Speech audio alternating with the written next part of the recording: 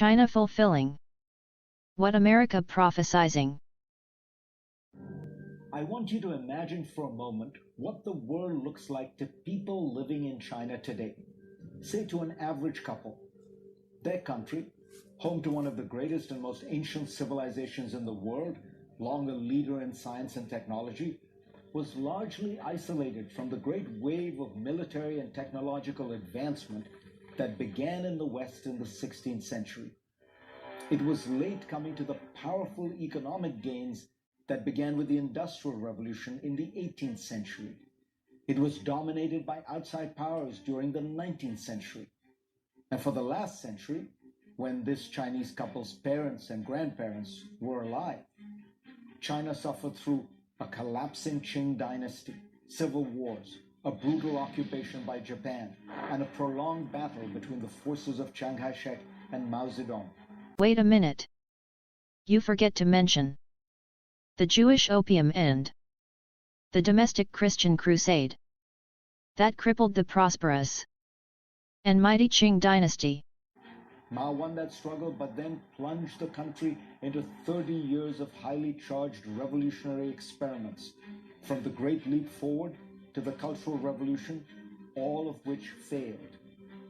China by the late 70s was an exhausted, impoverished, isolated country, with a revolutionary regime whose Red China cause had lost any global relevance.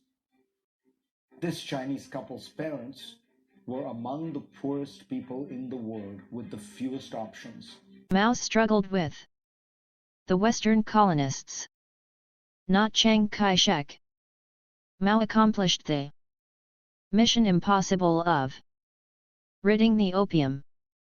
Japan at the time was liberating Asia, but the West lied so successfully to change history, like you are doing now. Then came Deng Xiaoping and his policies that opened China up to the market and the world. They have resulted not just in sustained peace and stability, but what the economist Jeffrey Sachs has called the most successful development story in world history. For 4 decades, China's economy grew at almost 10% a year, and GDP per capita has jumped more than 25-fold. With this economic progress has come the creation of a new Chinese society, much more open, more ambitious, and confident of its place in the world. It's only natural that people in China have a great measure of pride and satisfaction, and that can sometimes morph into overconfidence and arrogance. And when they hear criticisms of their country in the West, they may well wonder whether foreigners are just resentful of a China that has moved up so fast in the ranks of nations, whether America in particular wants to keep China in its place. It's a fair question. It's always been difficult for the existing superpower to find space for an up-and-coming one, but it is surely made far more difficult by China's third revolution, the changes that have been wrought by its now supreme leader, Xi Jinping. Just don't forget the reform and open ended at the Tiananmen in 1989. And factual data showed China's greatest rise happened during the Mao's era. The post-Tiananmen focus was on catching up with America in firing powers, and waiting for the arrival of strongman Xi. Xi has moved China toward greater repression at home, with a smaller role for free markets and a stronger insistence on communist ideology in every sphere.